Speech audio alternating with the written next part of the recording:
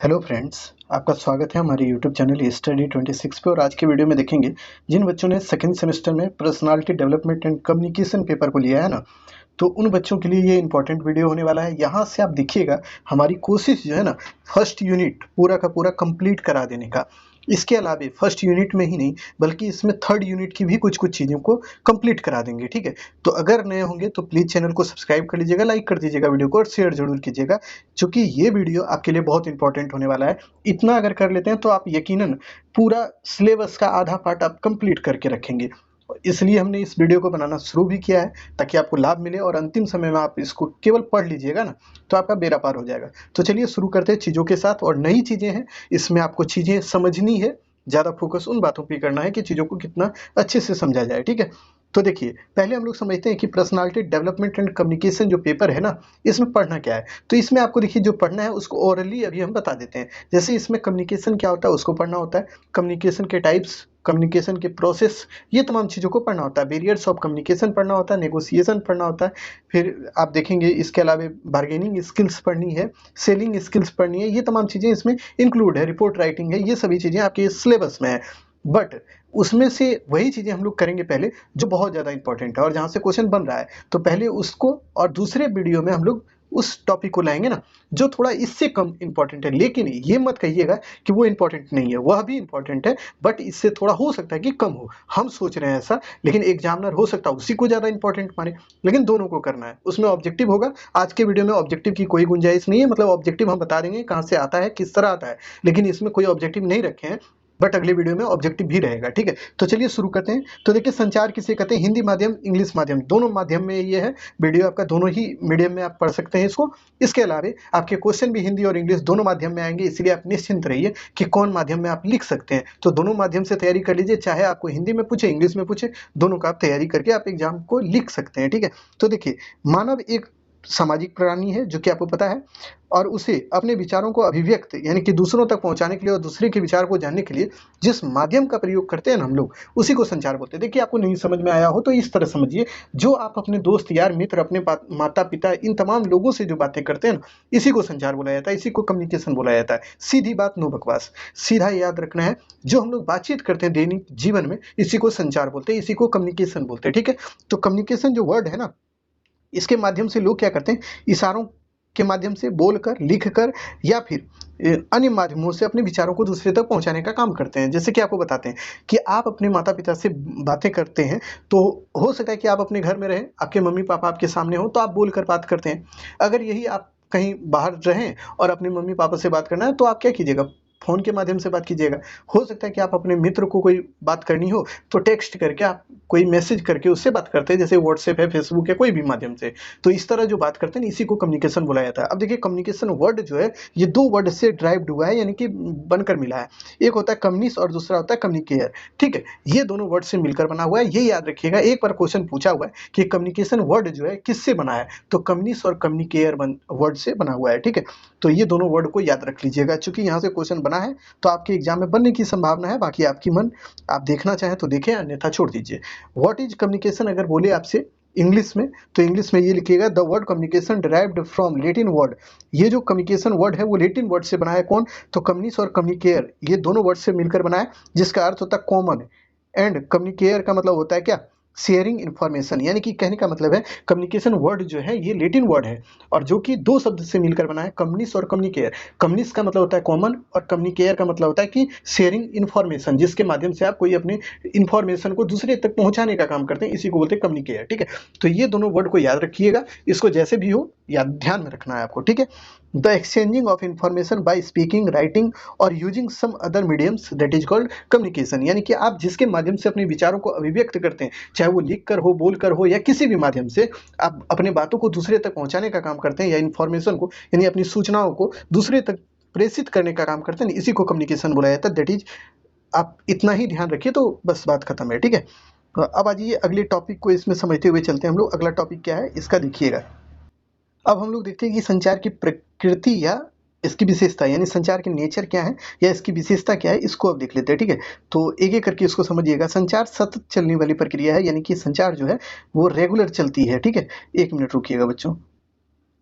यानी संचार जो है कंटिन्यूअस प्रोसेस है, यानी कंटिन्यू है ये, इसमें कोई मतलब व्यवधान नहीं होता कि संचार नहीं होगा। आप खुद ही सोचिए ना, आप कभी ना कभी अपने माता पिता से बात दिन भर में करते हैं, अपने मम्मी पापा से बात करने के अलावा अपने भाई बहन से बात करते हैं, अपने आस पड़ोस के लोगों से बात करते हैं, या खुद से बातें करते हैं। जैसे कि खुद से बात करने का मतलब होता है जो आप अपने दिमाग में सोचते हैं कि हमको ऐसे पढ़ना चाहिए, या कुछ भी सोचते हैं ना, ये सभी संचार का ही प्रोसेस है, यानी इसको ही संचार बोला जाता है। ठीक है, तो इसको ध्यान में रखिएगा, संचार एक सतत चलने वाली प्रक्रिया है, यानी कि कभी नहीं रुकने वाली प्रक्रिया है। ठीक है, ये द्विमार्गी प्रक्रिया है, यानी संचार जो होता है ना वो दो मार्ग में चलता है। एक में होता है कि सेंडर, यानी कि आप जो कि अपने विचार को दूसरे तक पहुंचा रहे हैं, और दूसरा होता है कोई और व्यक्ति है जो कि आप अपने विचार को आप तक पहुंचा रहा है। ठीक है, तो ये द्विमार्गी प्रक्रिया है, इसको भी ध्यान में रखिएगा।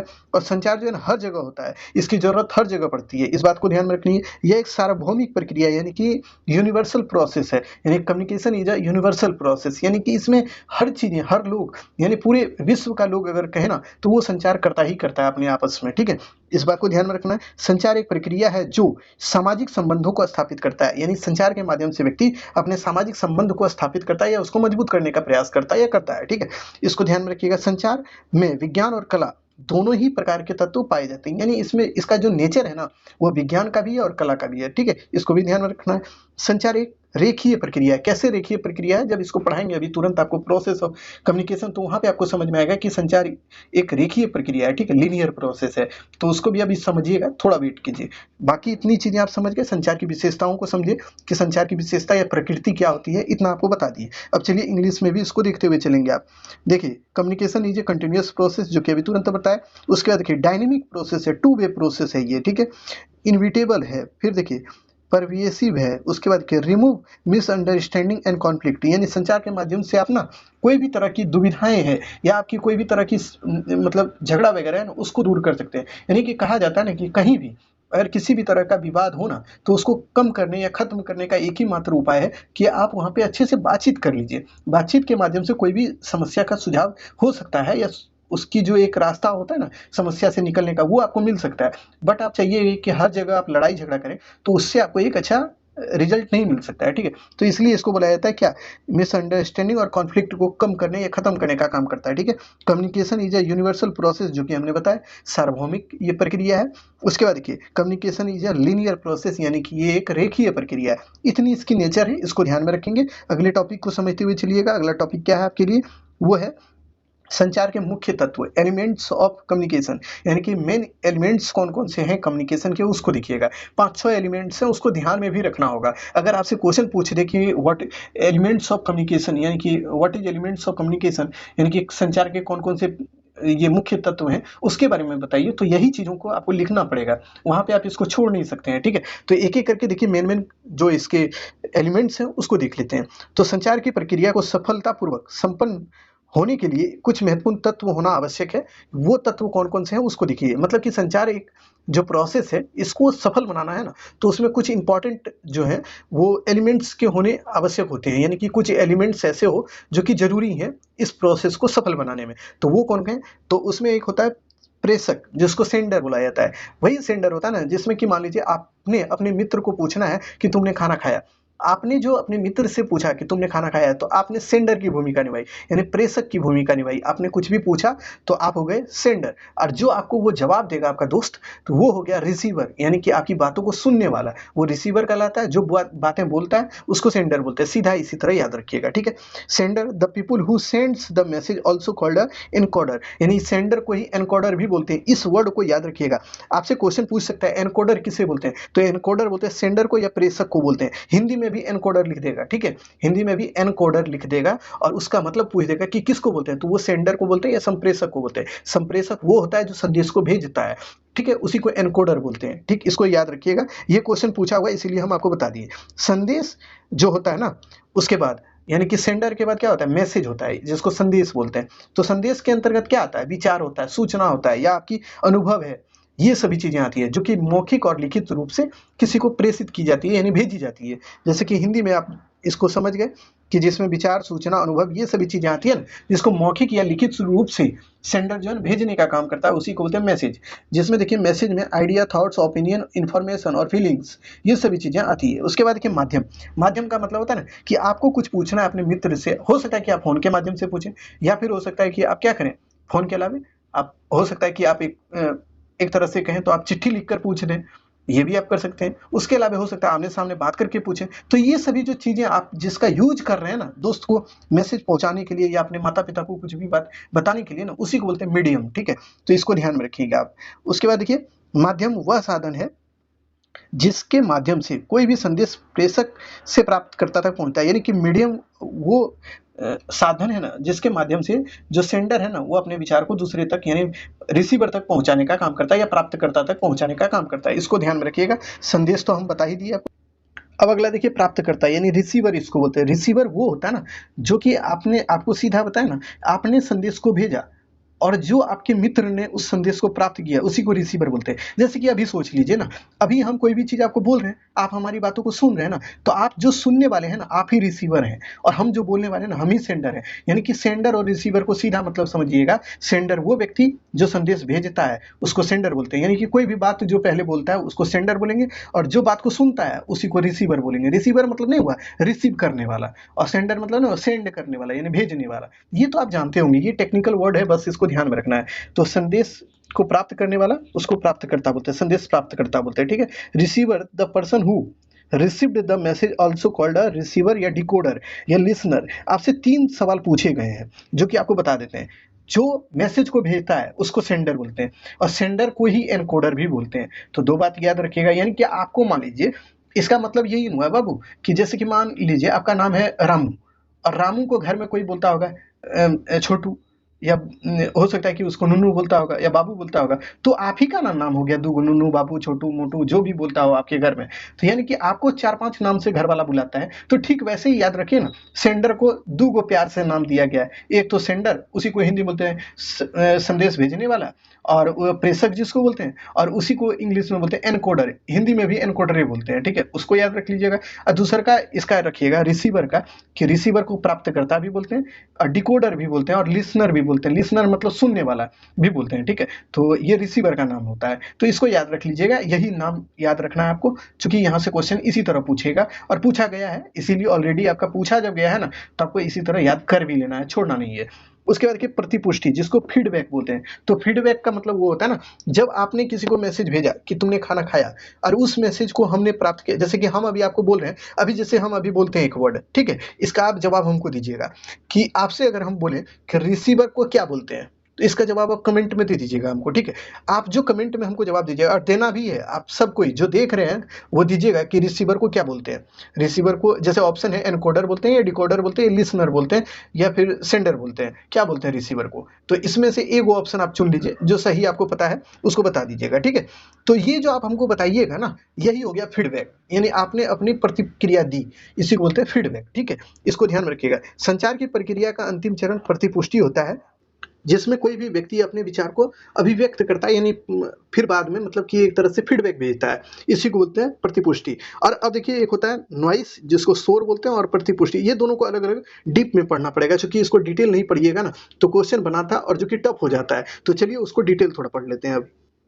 तो देखिए, संदेश को प्रभावित, फीडबैक क्या होता है, संदेश को प्रभावी संप्रेषण केवल तभी माना जाता है ना, जब प्रेषक और प्राप्तकर्ता संदेश को समान अर्थ में समझे। यानी आपको हमने पूछा था कि रिसीवर को क्या बोलते हैं, आपने समझा कि रिसीवर का मतलब क्या होता है, आप हमको मैसेज किए, यानी कमेंट के माध्यम से आपने हमको बताया कि भाई देखिए रिसीवर का मतलब ये होता है। तो आपने अगर हमारी बातों को समझ लिया ना, सही से जो हम पूछे थे वही आपने उत्तर दिया, तो इसको बोलते हैं ना, यही होता है फीडबैक, ठीक है। यानी कि आपने हमारी बातों को समझा, इसी को बोलते हैं, तभी वो फीडबैक आप सही दे सकते हैं, तभी ये पूरा का पूरा कम्युनिकेशन पूरा माना जाता है, ठीक है। उसके बाद देखिए, संप्रेषण एक चक्रीय प्रक्रिया है, यानी कि ये साइक्लिक प्रोसेस है, ठीक है, जिसमें प्रतिपुष्टि हमें संप्रेषण प्रक्रिया में सही और गलत के मूल्यांकन करने के लिए अवसर प्रदान करता है। प्रतिपुष्टि 2 या अधिक व्यक्ति के बीच बातचीत को भी नियमित करने में सहायता करता है, और अगर यह इस बात के लिए भी प्रेरित करता है कि हम अपनी बात कहें या ना कहें। जैसे आपको सीधा समझाते हैं, आपने जो हमारी बातों को सुना, उसके बारे में जो आपने फीडबैक दिया हमको, यानी कि जो आपने रिप्लाई करा हमको ना, इसी को बोलते हैं फीडबैक। और फीडबैक का मतलब होता है कि आपने अगर हमको फीडबैक दे दिया तो बातें और फिर आगे बढ़ेगी। जैसे हमने पूछा कि तुमने खाना खाया, आपने बोला हाँ सर खाना खाया, तब ना हम दूसरा सवाल फिर पूछेंगे या आप हमसे पूछिएगा, क्योंकि एक सवाल का आपने उत्तर दे दिया, तो इसी को बोलते हैं फीडबैक। ठीक है, सीधा सिंपल यही होता है। अब देखिए नॉइस क्या होता है उसको देख लीजिए थोड़ा सा। नॉइस का मतलब शोर इसको बोलते हैं। शोर का मतलब क्या होता है, एक रुकावट होता है ये। यानी नॉइस का मतलब आप जानते हैं जो आपके अगल बगल में हल्ला गुल्ला होता है वो शोर नहीं समझिएगा, हल्ला गुल्ला नहीं। इसमें नॉइस का मतलब ये समझिए ना, सीधा ये एक बाधा का काम करता है। यानी कि आप किसी से बात कर रहे हैं और मान लीजिए कोई हल्ला जोर जोर से करने लगे, डीजे बजने लगे, तो आप क्या बात कर पाइएगा? आप बात भी कीजिएगा तो आपके सामने वाले आपकी बातों को सुन पाएंगे? इतना आवाज दूसरा रहेगा तो नहीं सुन पाएंगे। इसी को नॉइस बोलते हैं, यानी ये बाधा का काम करता है। ठीक है, यानी कि संप्रेषण प्रक्रिया के दौरान जो कि किसी भी बिंदु पर उभरती है बाधा, उसी को बोलते हैं नॉइस। ठीक है, ये विकृत और अप्रभावी कर सकती है किसको? संप्रेषण को। ठीक है, इसके कुछ महत्वपूर्ण उदाहरण है जो लिखावट का अच्छा नहीं होना। जैसे मान लीजिए आपने कोई भी चीज को लिखा और वो सही से नहीं लिखा, तो क्या आपके मित्र या दोस्त उसको पढ़ पाएंगे? नहीं पढ़ पाएंगे। ये भी तो एक बाधा का काम हो गया। उच्चारण का दिक्कत, यानी मान लीजिए आपने कुछ पढ़ना है वो आप गलत पढ़ रहे हैं, तो यह भी एक बाधा बन जाता है। खराब रोशनी, लाउड स्पीकर, सड़क की ट्रैफिक, ये सभी बाधा का काम करती है। यानी ये सब कम्युनिकेशन प्रोसेस में एक शोर का काम करती है। ठीक है, इतनी बातें ध्यान में रखनी है। यानी आपको सीधा सीधा कहूँ ना, शोर का मतलब वो होता है जो कि कम्युनिकेशन को प्रभावित करे। यानी नॉइस वो होता है ना जो कम्युनिकेशन को प्रभावित करता है। ठीक है, इतना सब कुछ लिखने के बाद आप एक डायग्राम को याद रखिए। इस डायग्राम का यूज भी कर दीजिएगा एग्जाम में लिखने में। ठीक है, तो देखिए प्रोसेस ऑफ कम्युनिकेशन जब लिखिएगा तो वहाँ इस तरफ लिखिएगा। पहला होता है सेंडर, उसके बाद होता है मैसेज जो हम आपको बताए, उसके बाद कोई चैनल होता है, जिसके बाद वो रिसीवर के पास पहुंचता है और फिर वो फीडबैक देता है और फिर वो सेंडर के पास पहुंच जाता है। सेंडर को बोलते हैं एनकोडर। उसके बाद देखिए मैसेज क्या होता है, यानी मान लीजिए आप यहाँ आप सीधा जान लीजिए आपका मतलब आपका नाम मान लीजिए राम है। ठीक है, आपने कुछ अपने दोस्त को कहना है, तो जो कहिएगा ना कोई भी बात को, तो वही हो जाएगा आपका क्या? मैसेज। यानी इसको सूचना बोलते हैं। ठीक है, और कैसे कहिएगा? मान लीजिए आप बोलकर कहिएगा, तो बोलकर जो बोलिएगा ना उसको रिटेन बोलते हैं। ठीक है, इंग्लिश में रिटेन बोलते हैं और उसी को बोलते हैं बोलकर। माफ कीजिएगा, रिटेन को बोलते हैं ओरल। मतलब जो बोलकर आप लिखते हैं ना, ओरल उसको बोलते हैं। और रिटेन का मतलब होता है लिख कर। ठीक है, तो रिटेन तो आप नहीं कर रहे हैं, ओरली आप बात कर रहे हैं, तो आपने ओरली कोई बात बोला, आपने चैनल यही हो गया आपका ओरल जो आप बोल रहे हैं मुंह से। ठीक है, उसका रिसीवर के पास पहुंचेगा। रिसीवर कौन होगा? जो कि आपकी बातों को सुनेगा। तो वो रिसीवर, इसी को बोलते हैं डिकोडर, इसी को बोलते हैं लिसनर, इसी को बोलते हैं प्राप्तकर्ता। तीन नाम इसका याद रखिएगा। अब ये देखिए आपने कुछ बात पूछा इससे, रिसीवर से, रिसीवर ने इस बात को सुना, उसके बाद आपको एक बात ये रिप्लाई करेगा कि हाँ भाई ठीक है। उसके बाद ये जो रिप्लाई आपको करेगा वही आपके पास जब पहुंच जाएगा, तो ये पूरा का पूरा प्रोसेस हो गया क्या? यानी ये जो पूरा चक्र आपको दिख रहा है, ये पूरा का पूरा कम्युनिकेशन प्रोसेस कहलाता है। और कम्युनिकेशन तभी पूरा माना जाता है जब ये पूरे एक चक्र में खत्म होता है। अगर मान लीजिए कोई भी कम्युनिकेशन पूरे चक्र में ना खत्म हो ना, तो वो कम्युनिकेशन अधूरा माना जाएगा। ठीक है, तो इतनी बातें एकदम सामान्य थी जिसको हमने पहले भी पढ़ा रखा है। फर्स्ट ईयर में भी आपने सेमेस्टर में पढ़ा होगा, फर्स्ट सेमेस्टर में, जहाँ पे हमने कम्युनिकेशन को पढ़ाया था, जब आपने कम्युनिकेशन को पढ़ा था। लेकिन यहाँ भी आपको यही चीज़ पढ़ना है, तो बस आप इसको थोड़ा ध्यान में रख लीजिएगा। तो यहाँ से कुछ नहीं एक्स्ट्रा होने वाला है या बदलने वाला है। ठीक है, तो इतनी चीज़ें आप समझ गए होंगे। आशा करते हैं आपको समझ में आया होगा। अब अगले टॉपिक के ऊपर चलिए, नया टॉपिक है उसको देखते हैं। यहाँ से जो टॉपिक है ना, ये बहुत वीवीआई होने वाला है। टाइप्स ऑफ कम्युनिकेशन, इसको बोलते हैं संचार के प्रकार। यानी संचार के कौन कौन से प्रकार हैं उसको देखिए। ये वीवीआई टॉपिक है, इसको थोड़ा लगन से देखिएगा। देखिए वीडियो बड़ा बन रहा है, ये बात हमको पता है, और आप भी जान रहे हैं बड़ा बन रहा है। तो इसका रीजन ये है कि आप छोटा वीडियो देखने वाले भी नहीं है, क्योंकि आपको तो एग्जाम में चाहिए कि 2 को वीडियो देखें और एग्जाम पास हो जाए, बात खत्म। आपको तो ज़्यादा पढ़ना भी नहीं है, और यही कारण है कि कोई भी टीचर आपको उतना ही पढ़ाना चाह रहा है जितना आप पढ़ना पसंद कर रहे हैं। ठीक है, तो इसीलिए चलिए हम लोग देख लेते हैं। बातों को ज़्यादा घुमाना फिराना हमको भी नहीं आता, और आप भी नहीं सोचिए। ठीक है, तो चलिए संचार के प्रकार में पहला प्रकार होता है वर्बल कम्युनिकेशन। इसको हिंदी में बोलते हैं शाब्दिक संचार, जिसमें कि शब्दों का प्रयोग किया जाए। जैसे वर्बल कम्युनिकेशन उसको बोलते हैं, जैसे कि हम कोई बात अभी बोल रहे हैं ना, इसको आप जो सुन रहे हैं ना, इसी को बोलते हैं वर्बल कम्युनिकेशन। ठीक है, यानी आप किसी से बोलकर बात करें या लिख कर बात करें, उसी को बोलते हैं वर्बल कम्युनिकेशन। ठीक, नो टेंशन, कोई दिक्कत नहीं। तो देखिए शाब्दिक संचार वो संचार होता है जिसमें शब्दों का प्रयोग किया जाता है। शाब्दिक संचार वैसा संचार है जिसके आधार पर भाषा होता है, जिसका आधार मतलब भाषा होता है। यानी कि कोई भी भाषा, हिंदी, इंग्लिश, संस्कृत, भोजपुरी, उड़िया, मैथिली, मगधी, खोरठा, कोई भी भाषा में आप किसी से बात कर रहे हैं, तो वही हो गया। जो भाषा है वही इस संचार का मुख्य पार्ट होता है, जिसके बिहाफ पे आप किसी से बातें कर पाते हैं। ठीक है, ऐसे संचार में संप्रेषक अपने विचारों एवं भावों को लिखकर या बोलकर अभिव्यक्त करता है, जिसमें यानी कि यह जब संचार होता है ना, शाब्दिक संचार, इसमें जो भी संचार करता है या बोलता है ना, वो लिख कर या बोल कर ही अपने विचार को प्रभावित यानी प्रकट करता है। जैसे कि मान लीजिए आपने किसी अपने मित्र को पूछना है कि तुम कितना पढ़ाई किए या कहाँ तक पढ़े हो, ऐसे मतलब आपके कोई छोटे हो, तो कोई बच्चा है आपके गांव में, तो आप उसको पूछना चाहते हैं कि तुमने कितना तक पढ़ाई करा है, और वो आपके पास नहीं है, तो आप क्या कीजिएगा कि एक कॉपी में लिख के, हो सकता है कि दूसरे के माध्यम से भेजवाइए, और वो फिर उसका जवाब देगा। यानी कि ये जो संचार होता है ना, ये लिखा और बोला दोनों जाता है, यानी लिख कर भी आप इस संचार को कर सकते हैं, बोल कर भी कर सकते हैं। ठीक है, अब आ जाइए शाब्दिक संचार के जो है प्रकार, उसको देख लीजिए। तो टाइप्स ऑफ वर्बल कम्युनिकेशन, यानी वर्बल कम्युनिकेशन भी दो तरह के होते हैं, एक होता है मौखिक और दूसरा होता है लिखित, जिसको मौखिक को बोलते हैं ऑरल कम्युनिकेशन और लिखित को बोलते हैं रिटेन कम्युनिकेशन। ये दोनों बातें याद रखिएगा। देखिए, आपके एग्जाम में इंग्लिश हिंदी दोनों में क्वेश्चन पूछा जा सकता है, इसलिए आप तैयारी जब भी करें हिंदी इंग्लिश दोनों को सुनिए, क्योंकि यहाँ से आदत अगर आपका रहेगा हिंदी इंग्लिश दोनों सुनने का ना, तो आप एग्जाम में लिख पाइएगा, और ऐसा आपको अनुभूति नहीं होगा, यानी आपको ऐसा नहीं लगेगा कि आपने कोई बात सुना ही नहीं। आप अगर इंग्लिश हिंदी दोनों को सुनते, तो हो सकता है सुनते सुनते भी चीज़ों को आप याद कर लीजिएगा। ठीक है, तो इसीलिए आप थोड़ा बहुत कोशिश करें ना हिंदी इंग्लिश दोनों वर्ड को सुनने का। ठीक है, अब चलिए आते हैं ओरल और जो है रिटन कम्युनिकेशन, इन दोनों को समझते हैं एक ही करके। तो देखिए, मौखिक संचार क्या है, तो जब दो या दो से अधिक व्यक्ति अपने विचारों को बोलकर प्रस्तुत करते हैं तो उसे बोलते हैं मौखिक संचार। इस संचार में क्या होता है, सेंडर और रिसीवर अपने विचारों को आमने सामने बैठकर बातचीत करता है। यानी मान लीजिए आपने अपने मम्मी पापा से बात करना है, कोई भी बात पूछना है मम्मी को या बताना है, तो ये जो कैसे कीजिएगा, अपने मम्मी पापा को बोल कर कीजिएगा ना, इसी को बोला जाता है मौखिक संचार। यानी कि जो अपने मम्मी पापा या दादा दादी किसी से भी बात आप करते हैं बोलकर, इसी को बोलते हैं मौखिक संचार। ठीक है, जैसे अभी हम कुछ भी बोल रहे हैं, आप हमसे सुन रहे हैं, तो इसको बोलते हैं मौखिक संचार। लेकिन हमारे पास लिखा हुआ भी एविडेंस है, जो कि आपके स्क्रीन पर दिख रहा होगा, तो इसको बोलते हैं ना मौखिक और लिखित दोनों का मिला जुला रूप है आपके पास। ठीक है, तो इस बात को ध्यान में, इसी को बोला जाता है क्या, इसको बोलते हैं वर्बल कम्युनिकेशन। चूंकि वर्बल कम्युनिकेशन में क्या होता है, मौखिक और लिखित दोनों का रूप होता है, तो यही तो हो गया, आपने वर्बल कम्युनिकेशन को सुना है। ठीक है, तो ये तो आप देखिए, खुद ही देखिए ना, आपके एग्जाम्पल आपके दैनिक जीवन से ही जुड़े हुए हैं। ठीक है, तो मौखिक संचार में प्रत्यक्ष वार्तालाप, यानी इसमें जो है ना, आप डायरेक्ट बात करते हैं किसी से, यानी अपने मम्मी पापा से डायरेक्ट आमने सामने बैठ के बात करते हैं, या फिर टेलीफोन के माध्यम से बात करते हैं, या भाषण सुनते हैं, या फिर परिचर्चा सुनते हैं, या सामूहिक चर्चा, वीडियो, रेडियो, टीवी, ये सबसे जो आप चीजें सुनते हैं ना, इसी को बोलते हैं मौखिक संचार। ठीक है, जिसमें आप देखिए टीवी देखते हैं तो उसमें भी मतलब कोई बोलता तो है ना, तो उसमें हो गया। जैसे कि कोई आपने क्रिकेट देखा, तो क्रिकेट देखा तो वो जो बोल रहा है, कमेंटेटरी कर रहा है, या कमेंटेटर जो भी बातें बोल रहे हैं, तो वो जो आप सुन रहे हैं वह भी तो मौखिक संचार का पार्ट है ना, तो इसी को बोला जाता है मौखिक संचार। मतलब बोलकर जो बातें करते हैं ना, उसी को बोलते हैं मौखिक संचार सीधा। अब देखिए ओरल कम्युनिकेशन, इसी को बोलते हैं, it means communicate through spoken word. यानी इसका मतलब ये हुआ, जब आप कम्युनिकेशन किसी से करते हैं, वो आप वर्ड की सहायता से करते हैं, यानी कि बोल कर करते हैं।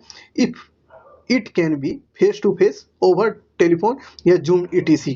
ठीक है, ये कम्युनिकेशन आप या तो आप फेस टू फेस यानी सामने आमने सामने कर सकते हैं, टेलीफोन के माध्यम से कर सकते हैं, या जूम पर आप बैठ के बात कर सकते हैं। ठीक है, तो इस तरह ये कम्युनिकेशन होता है। अब चलिए अगले कम्युनिकेशन को देखते हैं हम लोग। अब चलिए हम लोग देखते हैं मौखिक संचार के लाभ कौन कौन से होते हैं, यानी इसके बेनिफिट्स कौन कौन है, तो उसको देखते हैं। मौखिक संचार जो होता है ना, वो सहज और स्वाभाविक होता है, यानी सच में आप जो भी बात करते हैं बोलकर, यानी हम ही अभी आपसे बात कर रहे हैं बोलकर, तो ये क्या है, एकदम सहज है, स्वाभाविक है, जो कि आप हर दिन सुनते हैं, किसी से बात करते हैं, वही तो है ये। ठीक है, इसमें यह जो होता है ना, दूसरों को समझने के लिए सरल होता है, यानी कि मौखिक संचार जो होता है ना, इसको हर कोई समझ सकता है। यानी इसमें आप कुछ भी बोलिएगा तो कोई भी समझ सकता है ना, बस उसके लैंग्वेज में बोलिए। अगर यही हम अभी बोलने लगे उर्दू में, तो आपको क्या समझ में आएगा? यही हम कुछ से कुछ भाषा का यूज करने लगे, अगर उर्दू आप जानते होंगे तो आप समझ जाइएगा। लेकिन अगर मान लीजिए हम कोई और भाषा का यूज करने लगे, कोरियन भाषा का यूज करें, चाइनीज भाषा का यूज करें, तो आप समझ पाइएगा? नहीं समझ पाइएगा। तो मौखिक संचार जो होता है ना, जिसमें लोग जो होता है ना, वो आम भाषा से जब बात करते हैं ना, तो वो सबको समझ में आता है। ठीक है, तो ये ध्यान में रखना, ये सरल होता है। उसके बाद देखिए, इसमें जो है ना, संचार में आमतौर पर शब्दों का चयन श्रोताओं के अनुकूल होता है, यानी कि इसमें जो शब्द का चयन होता है ना, वो जो कि श्रोता सुनने वाले जो है ना, उसी के अनुसार होता है। ठीक है, इसमें जो है ना, आमने सामने संवाद होता है, इसमें कम त्रुटियां होती है, इसमें कम त्रुटियां होने का चांस ज्यादा होता है। फिर देखिए, मौखिक संचार होने के कारण यह बहुत कम खर्चीला होता है। ठीक है, इसमें देखिए शारीरिक हाव भाव के साथ भावपूर्ण संचार होता है। ठीक है, इसको भी ध्यान में रखिएगा। एक साथ कई लोगों के साथ आप संचार कर सकते हैं, यानी मौखिक संचार एक ऐसा संचार है जिसमें आप एक ही साथ कई एक लोगों के साथ बातें होते कर सकते हैं। ठीक है, इस संचार में तुरंत प्रतिपुष्टि मिलने की संभावना होती है। यानी यह संचार जो होता है ना, इसमें आप जैसे कि मान लीजिए अपने आप अपने दोस्त से सामने बैठे हैं और उससे बोले कि तब तुम्हारा क्या हाल चाल है, तो वह भी आपको तुरंत बोलेगा कि हाँ भाई मेरा ठीक है, अपना बताओ। तो ये जो होता है ना मौखिक संचार इसी तरह होता है, जिसमें तुरंत आपको प्रतिपुष्टि मिल गया, यानी आपने जो पूछा उसका जवाब तुरंत आपको मिल जाता है। ठीक है, तो यही होता है मौखिक संचार का लाभ। ठीक है, अब देखते हैं इसके जो कुछ है सीमाएं, उसको देख लीजिए। यानी इसकी कुछ सीमाएं होती है, तो उसको एक एक करके देखने का प्रयास कीजिए। अब यह लिखित संचार की तरह अस्थायी नहीं होता है। मौखिक संचार के बारे में कहा जाता है ना कि ये जो संचार होता है ना, ये अस्थाई नहीं होता है। मान लीजिए आपने अभी आप हमारी बातों को सुन रहे हैं, अगर आप अपने कॉपी में नहीं लिख के रखिएगा ना, तो 10 दिन 20 दिन 25 दिन बाद आप धीरे धीरे सब बात को याद नहीं रख पाइएगा। सब बात आपका धीरे धीरे हमारा जो सुना हुआ बात होगा, यानी आप जो हमारी बातों को सुने होंगे वो सब भूल जाइएगा। लेकिन यही आप इसको लिख के रखिएगा, यानी कि आपके पास नोट्स रहेगा, आपने उसका नोट्स बना के रखा होगा, तो आपको ये लाभ होगा ना कि बाद में भी आपको ये बहुत दिनों तक याद रहेगा, यानी आप इसको भूल नहीं सकते हैं। ठीक है, तो लिखित संचार के अनुसार ये मौखिक संचार जो होता है ना, ये कम बेनिफिशियल होता है इस मामले में कि ये ज़्यादा अस्थायी नहीं होता है। ठीक है, इसमें दूसरी बातें हैं कि मौखिक संचार जो होता है ना, अस्थायी तो नहीं होता है। दूसरा इसमें ये भी है ना कि ये कभी कभी होता है ना, बोलते बोलते हवा में भी बातें उड़ जाती है, यानी गुम हो जाती है। आपने कुछ भी बोला और हो सकता है कि सामने वाले ने उसको सुना ही नहीं। तो ऐसी जब चीज़ें होती हैं तो ये कहा जाता है ना कि मौखिक संचार में एक तरह से ये कमी है एक तरह से। ठीक है, यह कहना अतिशयोक्ति नहीं होगा कि मौखिक संचार में बोले गए शब्द कभी कभी हवा में गायब हो जाता है। ठीक है, उसके बाद दूसरा देखिए, सुने हुए शब्दों को याद रख पाना बहुत दिनों तक कठिन है। इस बात की संभावनाएं लंबे संवाद में अधिक होती है। यानी मान लीजिए अगर हमने बड़ा आज का क्लास करा ना, तो कराया ना आपको, मान लीजिए कि आपको अभी हम 45 मिनट का क्लास अभी हम कराएंगे। अगर आपने करा और पूरा क्लास किया ना, तो हो सकता है कि सब बात आपको याद भी नहीं रहे। लेकिन इसका आपको लाभ क्या मिलेगा पता है? आप हमारे प्लेलिस्ट में जाइएगा तो सब कुछ तो एक एक करके पढ़ा है, लेकिन अलग अलग वीडियो देखने से बढ़िया है कि आप एक वीडियो देखिए, इसमें जितना लाभ आपको लेना था ले लिए। अब रहा कि आपको और भी लाभ चाहिए, तो इसके लिए एक एक उपाय है, क्या जानते हैं? इसी वीडियो को 2 बार 3 बार आप देख लीजिए, तो आपको हर बात याद हो जाएगा। और रहा एग्जाम के पहले एक बार देख के चल दीजिए, आपको हर बात याद रह जाएगी, छूटेगी नहीं। ठीक है, तो यही होता है इसमें। ठीक, मौखिक संचार का प्रयोग क्षेत्र जो है ना वो बहुत सीमित है, बहुत बड़ा नहीं है। इसका यूज जो है ना बहुत बड़े क्षेत्रों पर नहीं होता है, ये भी बोला गया है। इसकी सीमाओं में इतना याद रखिएगा। ठीक है, अब आ जाइए दूसरे संचार को देख लेते हैं, लिखित संचार।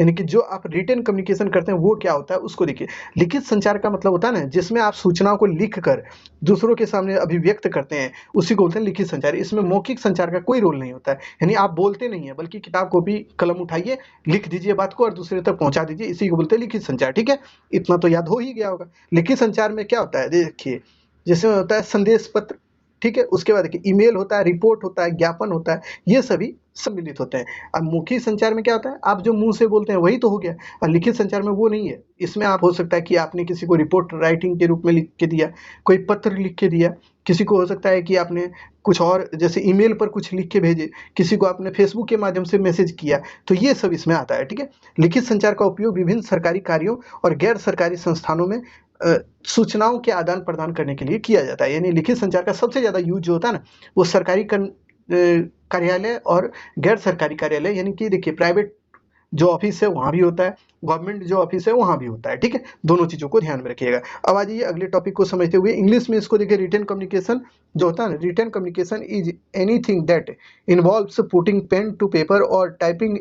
दिस इंक्लूड्स ईमेल हो गया, टेक्स्ट हो गया, मैसेंजर हुआ, ये सब चीज़ें जो इसमें आती है ना, इसी को बोला जाता है रिटन कम्युनिकेशन। यानी रिटन कम्युनिकेशन का मतलब ये होता है जिसमें आपने पेपर के ऊपर पेन की सहायता से कोई भी चीज़ को लिख के भेज दिया, उसी को बोलते हैं रिटन कम्युनिकेशन। ठीक है, वो माध्यम कोई भी हो जो कि आपको बता दिए। अब देखिए इसके क्या क्या लाभ होते हैं उसको देखिए, इसके बेनिफिट्स को देखिए, यानी बेनिफिट्स ऑफ रिटन कम्युनिकेशन। तो इसमें पहला है कि इस संचार में संदेश भेजने से पूर्व कई बार संपादित और संशोधित कर संदेश को भेजा जाता है। यानी कि ये जो संचार होता है ना, मान लीजिए आप हमको कोई मैसेज करते हैं या कमेंट करते हैं, तो आप भी सोचते होंगे कि हमको कमेंट जब हम कोई भी चीज़ का कर रहे हैं तो उसमें कुछ गलती तो नहीं हुआ है, हमसे टाइपिंग में मिस्टेक तो नहीं हुआ है। आप एक दो बार उसको जरूर देखते हैं, तब आप हमको कमेंट करते हैं। ठीक है, तो इसमें यही होता है ना कि आप जब रिटन कम्युनिकेशन कर रहे होते हैं ना, तो इसमें गलती होने का कम संभावना होता है। लेकिन मौखिक संचार में ये दिक्कतें होती है कि उसमें आपके मुंह में जो आया वो बोल देते हैं, आपको ये भी नहीं पता होता है वो सही है कि गलत है, और उसको आप सुधार भी नहीं सकते हैं, क्योंकि आप जो बोल दिए वो वापस थोड़ी ले पाइएगा। बाद में आप सॉरी करके आप माफ़ी मांग सकते हैं, बट इसमें तो वो नहीं है, इसमें आप सुधार भी सकते हैं। अगर आपने कोई गलती किया है तो आप उसको काट दीजिए, फिर से नया लिख दीजिए, आप सुधार सकते हैं कि नहीं। तो यही एक लाभ होता है इसका। लिखित संचार प्रत्येक भेजे गए संदेश का एक वास्तविक संचालित रिकॉर्ड प्रदान करता है और भविष्य में साक्षर संदर्भ के मतलब साक्ष्य संदर्भ के रूप में इसको प्रस्तुत किया जा सकता है, ठीक है। तो इसको भी ध्यान में रखिएगा। लिखित संचार जो होता है ना, वो इस तरह से होता है ना कि वो बहुत दिनों तक एकदम अस्थिर रह सकता है। मान लीजिए आपने वो चिट्ठी लिख के अपने दोस्त को भेजा, तो वो चिट्ठी अगर मान लीजिए वो फाड़ के नहीं फेंका, उसको रख दिया अच्छे से, तो वो कभी भी दिखा सकता है ना किसी को कि देखिए मेरे दोस्त ने हमको चिट्ठी भेजा था। यही आप कुछ भी बोलिएगा तो वो किसी को बता पाएगा कि हाँ हमारे दोस्त ने यही बात बोला, लो सुनो, ऐसा तो नहीं बोल पाएगा। आप अगर सामने से बैठे हैं तो आप ये बात तो कर ही नहीं पाइएगा, लेकिन हाँ फोन में रिकॉर्डिंग हो जाए तो आप सुना सकते हैं। लेकिन इसमें कहा जाता है लिखित संचार ज़्यादा महत्वपूर्ण है कि चीज़ों को वो बाद में भी आप प्रेजेंट कर सकते हैं, लेकिन मौखिक संचार में ये संभावनाएं बहुत कम होती है, ठीक है। लिखित संचार में प्रेषक और प्राप्तकर्ता एक साथ उपलब्ध नहीं होते हैं। ये अनिवार्य नहीं है कि एक साथ बैठे हों तभी ये लिखित संचार होगा। इसमें हो सकता है कि आप मान लीजिए दिल्ली में हो और हम अगर पटना में हैं, तो आपसे हम मैसेज के माध्यम से बात कर सकते हैं, तो इसी को तो बोलते हैं लिखित संचार, ठीक है। उसके बाद देखिए यह संचार कम लागत वाला और स्पष्ट और विस्तृत जानकारी देने वाला भी होता है, यानी इसमें जो खर्च होता है ना वो कम होता है। लिखित संचार कम खर्चीला होता है, ठीक है। इतना ध्यान में रखिएगा इसके बेनिफिट्स को लेकर। अब इसकी सीमाओं को देख लीजिए, यानी कि इसकी कुछ सीमाएं हैं, तो वो क्या है लिखित संचार के। इस संचार में सहज संचार की संभावना मौखिक संचार से कम होती है। ये बात तो हम पहले ही बताए थे कि देखिए मौखिक संचार में क्या होता है कि आप कोई भी बात को एकदम आसानी से बोलकर बता सकते हैं, लेकिन लिखित संचार में ऐसा नहीं होता है। कोई भी चीज़ को आपको लिख कर भेजना होगा और जो सामने वाला है उसको उस तरह समझ में आना चाहिए। अगर उसको उस तरह समझ में नहीं आएगा तो वो चीज़ें गलत भी हो सकती है, ठीक है। तो पहली दिक्कतें ये होती है इसमें। अगर औपचारिक हो तो इसमें काफ़ी समय लग सकता है, ठीक है, यह भी एक दिक्कतें हैं। दूसरा, मौखिक संचार की तुलना में यह अधिक जटिल होता है, यानी इसमें कॉम्प्लेक्स बहुत ज़्यादा होता है। ये मतलब सरल नहीं होता है, सिंपल नहीं होता है, ये कॉम्प्लेक्स होता है, ठीक है। उसके बाद देखिए अलग अलग प्राप्तकर्ता अलग अलग इसके व्याख्या कर सकते हैं, यानी कि जो आप लिख कर भेजते हैं किसी को, तो उसमें हो सकता है समझने वाला सही भी समझे, उसको गलत भी समझ सकता है, ठीक है। तो दोनों दिक्कतें इसमें हो सकती है, ये सीमाएं इसकी है, इसको ध्यान में आप रखिएगा। अब आइए अगला है नॉन वर्बल कम्युनिकेशन। पहला था वर्बल कम्युनिकेशन, दूसरा है नॉन वर्बल कम्युनिकेशन। तो देखिए पहले नॉन वर्बल कम्युनिकेशन को हिंदी में बता देते हैं, फिर इंग्लिश में आपको समझा देंगे। तो नॉन वर्बल कम्युनिकेशन को अशाब्दिक संचार बोलते हैं। शाब्दिक संचार जिसमें शब्दों का प्रयोग होता है, लिखकर बोलकर, ये दोनों बात आपको बता दिए थे। अब देखिए अशाब्दिक, जिसमें कि लिखकर बोलकर कोई भी बात को आप नहीं प्रेजेंट करते। जैसे देखिए जब व्यक्ति संचार के लिए शब्दों का प्रयोग न करके संकेत का प्रयोग करता है तो इसे बोलते हैं अशाब्दिक संचार, यानी इसमें शब्दों का प्रयोग नहीं होता है, इसमें लिख कर बोलकर कोई भी बात नहीं होता है, बल्कि इसमें यह होता है कि आपने किसी को टाटा करना है, बाय बाय करना है तो हाथ हिलाते हैं ना, तो उस तरह किसी को इशारा करना तो आंख मारते हैं आप, तो इस तरह से इसमें होता है। किसी को अगर बोलिए ना बोलना है तो आप मुड़ी हिला दिए, गर्दन हिला दिए, तो उसको समझ में आता है कि ये नहीं बोला। और हाँ बोलना है तो फिर भी आप मुड़ी हिलाते हैं कि हाँ बोला, तो आपको पता ही होगा हाँ में आप मुड़ी ऊपर नीचे करते हैं और ना में आप गर्दन को हिला दिए, नहीं हो गया।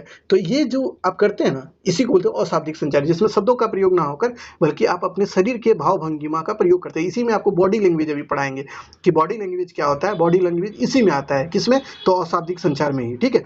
तो देखिए इसके अंतर्गत व्यक्ति के विचारों को शारीरिक मुद्रा, जिसको बॉडी लैंग्वेज बोलते हैं, उसके माध्यम से चेहरों की अभिव्यक्ति, आवाज के उतार चढ़ाव, मुख मुद्रा, वाणी, संकेत आदि के माध्यम से दूसरों तक पहुंचाने का काम किया जाता है।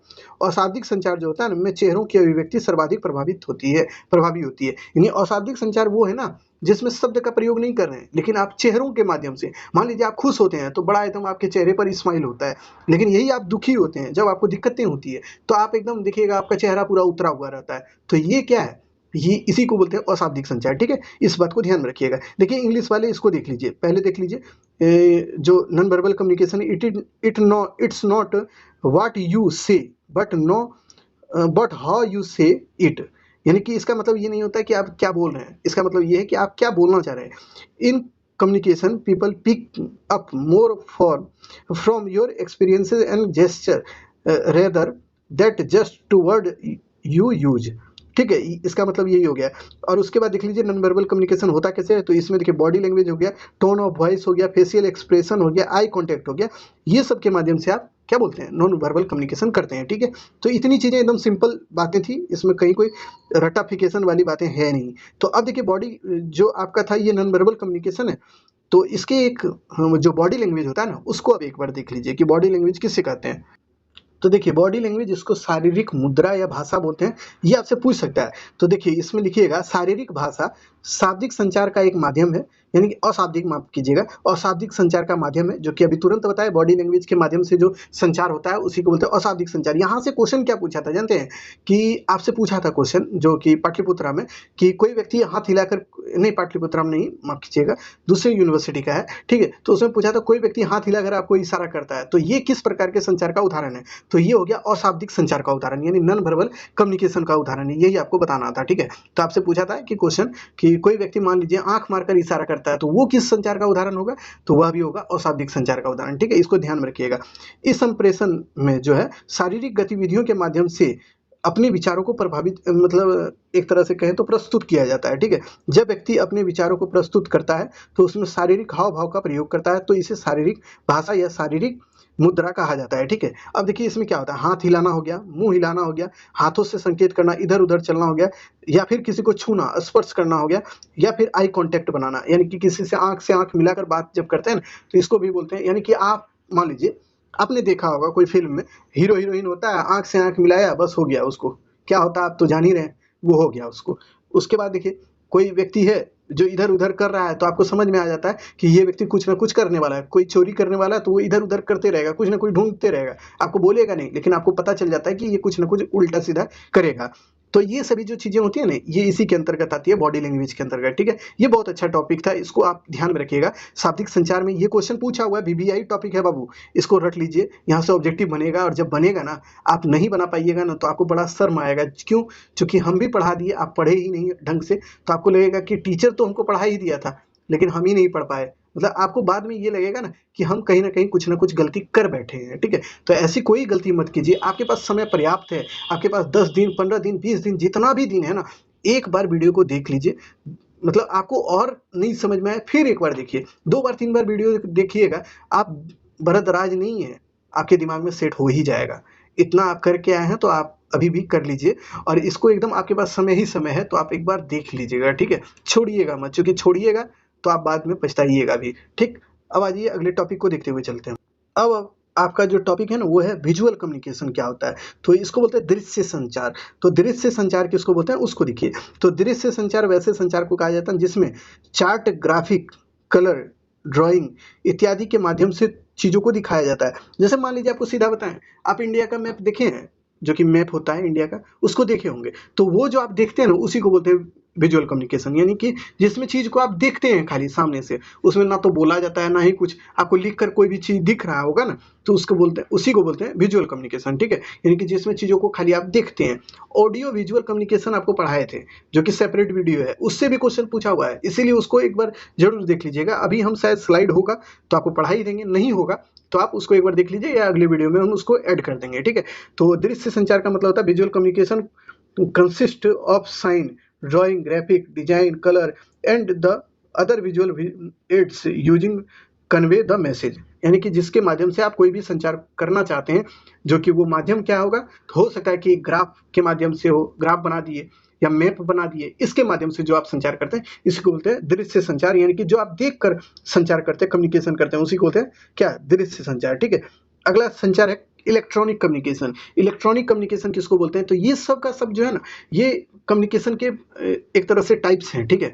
तो ये सब आपको ध्यान में रखना होगा, क्योंकि बहुत टाइप्स की चर्चा कर दी गई है आपके सिलेबस में, और सबको पढ़ना पड़ेगा, क्योंकि ऑब्जेक्टिव आपका इसी तरह बन रहा है, और जब भी ऑब्जेक्टिव इस तरह बन रहा है तो आपको एकदम पूरा तंदुरुस्त होकर बैठना होगा। ऐसा नहीं है कि कुछ चीज को छोड़ के जाइएगा तो आप बढ़िया नंबर ले आइएगा, नहीं ला पाइएगा। आपको एकदम मजबूत होकर बैठना है, जितना पढ़ा रहे हैं उतना पढ़ लीजिए। दूसरा एगो और मैराथन लाएंगे, दुइये को मैराथन आपको देखना है, इसी में आपका बेड़ा पार हम करा देंगे, एकदम गारंटेड है, लेकिन बस आप उसको देख लीजिएगा पूरा, ठीक है। आइए, इलेक्ट्रॉनिक कम्युनिकेशन संचार का वो माध्यम है जो computer, email, video calling, telephone, उसके बाद देखिए फैक्स मशीन आदि के उपयोग के द्वारा सूचना या संचार को एक जगह से दूसरी जगह तक पहुंचाया जाता है। अरे भाई, इलेक्ट्रॉनिक कम्युनिकेशन उसको बोलते हैं, सीधा देखिए ना, जो जिसमें इलेक्ट्रॉनिक चीजों का यूज हुआ हो। जैसे कि मान लीजिए मोबाइल फोन से आप हमारी वीडियो को देख रहे हैं, तो यह भी तो इलेक्ट्रॉनिक कम्युनिकेशन का पार्ट है। उसके बाद देखिए टेलीफोन के माध्यम से कोई भी बात आप किसी से करते हैं तो वह भी इलेक्ट्रॉनिक माध्यम है। उसके बाद देखिए कि वीडियो कॉल पर किसी से बात करते हैं, या फिर आप देखिए फैक्स मशीन के द्वारा कोई भी चीज को एक जगह से दूसरी जगह भेजते हैं, तो ये सब का सब इलेक्ट्रॉनिक कम्युनिकेशन का माध्यम है, ठीक है। इसको ध्यान रखिएगा। इस संचार के कारण कार्य क्षेत्र, समाज आदि में बहुत सारे बदलाव हुए हैं। ठीक है, ये जो संचार है ना, इलेक्ट्रॉनिक कम्युनिकेशन, ये पूरे संचार साधन में, ये पूरे जो समाज है ना, इसको बदल के रख दिया है अभी के समय में। इस प्रकार लोग बिना किसी शारीरिक हलचल के आसानी से विश्व से जुड़ सकते हैं। यानी कि ये जो संचार है, आप अगर भारत में हैं और आपके घर के लोग कोई विदेश में कहीं और रह रहे हैं ना, तो आप उनसे बात कर सकते हैं। कैसे भाई? तो बिना कहीं हिले डोले, आपके पास फोन है, बात कर लीजिए, चुपचाप उठाइए फोन, बात कर लीजिए। आप कर लिए ना, आपको कहीं जाने आने की जरूरत पड़ा नहीं पड़ा, और घरे बैठे आप सोए हैं और बात कर लिए। तो यही होता है कि इलेक्ट्रॉनिक कम्युनिकेशन के माध्यम से लोग कहीं भी किसी भी समय बात अपना कर सकता है। ठीक है, इलेक्ट्रॉनिक कम्युनिकेशन के प्रकार कौन कौन है? तो ये जो प्रकार है, इसको वीवीआई करिए और इसको रटिए। इसमें होता है ईमेल, होता है मैसेज, होता है ब्लॉगिंग, होता है, एक होता है ब्लॉगिंग और एक होता है व्लॉगिंग। तो व्लॉगिंग अलग होता है, जिसमें आप देखें वीडियो शूट करके, एकदम बहुत से यूट्यूबर हैं जो कि व्लॉग बनाते हैं, वो अलग है। और ये है ब्लॉगिंग, जिसमें कि कुछ चीज़ों को लिखा जाता है सर्च इंजन पे। ठीक है, उसके बाद देखिए वीडियो चैट होता है, उसके बाद देखिए सामाजिक नेटवर्किंग यानी सोशल नेटवर्किंग होता है, उसके बाद फैक्स होता है। ये सब याद रखना है, ये सभी होते हैं इलेक्ट्रॉनिक कम्युनिकेशन के पार्ट हैं, यानी इसके जो प्रकार हैं। ठीक है, यहाँ से क्वेश्चन पूछा था कि ईमेल से आप किसी से बात करते हैं, तो ये किस प्रकार के कम्युनिकेशन का पार्ट है? तो इसको ध्यान में रखिएगा, ये इलेक्ट्रॉनिक कम्युनिकेशन का पार्ट है, और इसी को आप बोल सकते हैं क्या, जानते हैं, लिखित संचार के पार्ट है ये। ठीक है, ईमेल पर कोई भी मैसेज करते हैं तो। अब आ जाइए, अगला जो है इलेक्ट्रॉनिक कम्युनिकेशन, इंग्लिश में लिखा हुआ है, इसको देख लीजिएगा बच्चों। चूंकि वीडियो बहुत लंबा हो रहा है, तो इसमें ज़्यादा चीज़ों को थोड़ा हम मतलब दरकिनार करते हुए चलते हैं, इसको आप पढ़ लीजिएगा खुद से। ठीक है, आ जाइए अगला टॉपिक को। अब देखते हैं अंतर्राष्ट्रीय संचार, यानी कि जो होता है इंटरनेशनल कम्युनिकेशन, वो क्या होता है? तो इसमें देखिए, इसको भी थोड़ा अच्छे से ध्यान में रखिएगा। वैसा संचार जो किसी दो देश के बीच में होता हो, जैसे भारत के प्रधानमंत्री पाकिस्तान के प्रधानमंत्री से बात करें, तो ये क्या होगा? इंटरनेशनल कम्युनिकेशन होगा। ठीक है, तो ऐसा संचार जिसमें दो देश के व्यक्ति बात करते हो, तो उसको बोलते हैं इंटरनेशनल यानी अंतर्राष्ट्रीय संचार। ठीक है, जिस वैश्विक संचार या अंतर्राष्ट्रीय संचार के माध्यम के रूप में भी जाना जाता है किसको? अंतर्राष्ट्रीय संचार को। एक संचार का अभ्यास है जो अंतर्राष्ट्रीय सीमाओं को पार करके किया जाता है। यानी कि देखिए, अंतर्राष्ट्रीय संचार वो है जो कि अंतर्राष्ट्रीय सीमाओं को पार करके किया जाता है। यानी भारत की सीमा को पार करके आप पाकिस्तान के लोग से बात करते हैं ना, तो इसी को बोलते हैं अंतर्राष्ट्रीय संचार। ठीक है, वैश्वीकरण के बढ़ते प्रभावों के कारण और प्रभावों के कारण जो है ना, अंतर्राष्ट्रीय संचार की आवश्यकता भी पड़ी। यानी कि जो वैश्वीकरण हुआ, ग्लोबलाइजेशन पूरे वर्ल्ड में हुआ, तो उसके कारण जो है ना, ये संचार की जरूरत पड़ी थी। ठीक है, अध्ययन के एक क्षेत्र के रूप में अंतर्राष्ट्रीय संचार अध्ययन की एक शाखा, जो वैश्विक स्तर पर सरकार से सरकार, व्यवसाय से व्यवसाय और लोगों से लोगों के बीच बातचीत के दायरे को से संबंधित होती है। यानी कि देखिए, ये जो संचार होता है इंटरनेशनल कम्युनिकेशन ना, इसमें एक सरकार दूसरे सरकार से बात करती है, एक देश के लोग दूसरे देश के लोग से बात करते हैं ना, तो इसी को बोलता है, एक देश के व्यापारी दूसरे दो देश के व्यापारी से बात करते हैं, तो इसी को बोलते हैं इंटरनेशनल कम्युनिकेशन। ठीक है, वर्तमान में दुनिया भर के कॉलेजों में अंतर्राष्ट्रीय संचार को पढ़ाया जाता है। यानी कि इंटरनेशनल कम्युनिकेशन के बारे में दुनिया भर के कॉलेज में, यानी कि विश्व भर में हर जगह पढ़ाया जाता है। ठीक है, तेजी से बढ़ते वैश्विक बाजार के कारण विभिन्न संस्कृतियों में प्रभावी ढंग से संवाद करने की क्षमता रखने वाले कर्मचारियों की मांग अधिक है। यानी कि धीरे धीरे ये जो इंटरनेशनल कम्युनिकेशन है ना, इसका दायरा बढ़ता जा रहा है विश्व में। ठीक है, राजनीतिक, आर्थिक, सामाजिक, सांस्कृतिक, सैनिक चिंताओं को लेकर इसके बारे में बातचीत किया जाता है। जैसे कि मान लीजिए, पाकिस्तान और भारत के बीच कॉन्फ्लिक्ट है, यानी कि विवाद है, तो इस विवाद को निपटारा करने के लिए एकमात्र उपाय यही है ना कि बैठ के दोनों देश के लोग बातचीत करें, तब तो ये विवाद संभव है कि खत्म होगा। अगर वो भी हमारे ऊपर आक्रमण करे और हम भी उसके ऊपर आक्रमण करें, तो ये विवाद खत्म होगा? कभी नहीं होगा, खाली झगड़े झंझट होगा। तो हमारी कोशिश ये होनी चाहिए और उनकी भी कोशिश ये होनी चाहिए कि हम लोग बातों को, मतलब बातचीत करके चीज़ों को समाप्त कर दें। ठीक है, लेकिन वो समझे तब तो। हम लोग तो करते ही हैं, लेकिन वो समझने के लिए तैयार ही नहीं है। तो ये खैर चलिए, ये देश का मुद्दा है, तो इसी को बोला जाता है इंटरनेशनल कम्युनिकेशन, जो कि आप समझ गए होंगे। अब आ जाइए अगले टॉपिक को देखिए। इंटरनेशनल कम्युनिकेशन के बारे में जो हिंदी में बताया ना, वही चीज़ इंग्लिश में लिखा हुआ है, इसको देख लीजिएगा। ठीक है, अब आ जाइए अगले टॉपिक को देखते हैं। इसमें अब है आपका अंतर सांस्कृतिक संचार।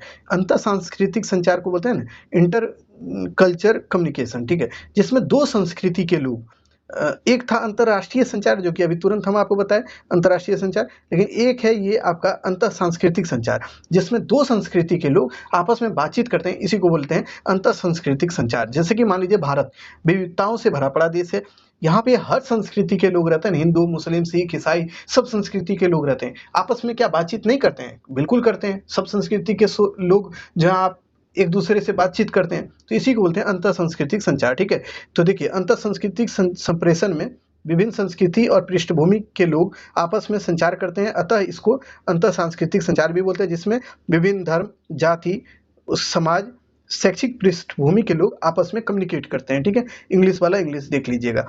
अब देखिए इसको और भी देखते हुए चलते हैं हम लोग। अंतर संस्कृति, इसी को बोलते हैं अंतर सांस्कृतिक संचार का प्रयोग मुख्य रूप से कंपनी के कर्मचारियों के द्वारा किया जाता है, यानी कि इस संचार का प्रयोग जो है ना ज्यादातर कंपनी में किया जाता है। इस प्रकार इसको इस तरह समझिएगा। कैसे? देखिए, पहला है अंतर संप्रेषण, यानी अंतर सांस्कृतिक संप्रेषण विश्व के लोगों को एक दूसरे के साथ जोड़ता है। यानी देखिए, ये केवल भारत के ही लोगों को नहीं, विश्व में कोई भी लोग है ना उसको एक दूसरे से जोड़ने का काम करता है। कौन? अंतर सांस्कृतिक संचार। ठीक है, इसमें कई एक संस्कृति, कई एक जाति, कई एक धर्म, कई एक वर्ग के लोग आपस में एक दूसरे से बातचीत करते हैं। इसका उपयोग जो है ना किसी भी कंपनी में उत्पन्न विवादों को मतलब खत्म करने के लिए भी किया जा सकता है। यानी इस संचार का यूज जो है ना, अगर मान लीजिए कोई कंपनी है, वहां पे कोई तरह का दिक्कत उत्पन्न हुआ तो उसको समाप्त करना, तो मुख्य यही है कि आप इस संचार का यूज कर लीजिए। इससे जो है विवाद जो भी होगा आपके देश में या आपके कंपनी में, वो धीरे धीरे सॉर्ट आउट हो जाएगा। ठीक है, तो दूसरा इसका यूज यही है। तीसरा इसका जो है उसको देख लीजिएगा। इस प्रकार के संचार में कर्मचारियों के बीच जुड़ाव बढ़ता है।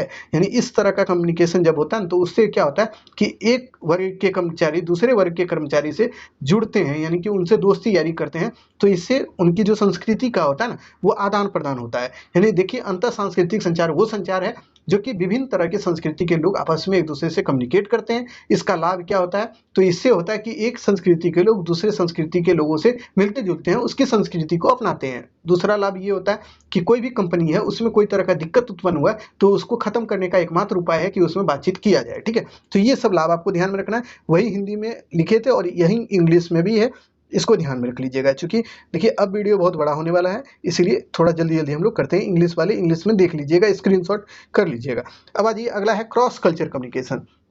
तो क्रॉस कल्चर कम्युनिकेशन जिसको बोलते हैं ना संचार, एक प्रकार ये जो संचार है ना यह शाब्दिक और अशाब्दिक दोनों तरह से होता है। ठीक है, पहली बात ये समझिए कि क्रॉस कल्चर कम्युनिकेशन जो होता है ये दोनों तरह से, शाब्दिक और अशाब्दिक दोनों तरह से होता है। जब क्रॉस कल्चर संचार होता है ना तो इसमें शब्दों, उसके बाद देखिए आई कॉन्टेक्ट, उसके बाद देखिए शारीरिक हाव भाव का प्रयोग किया जाता है।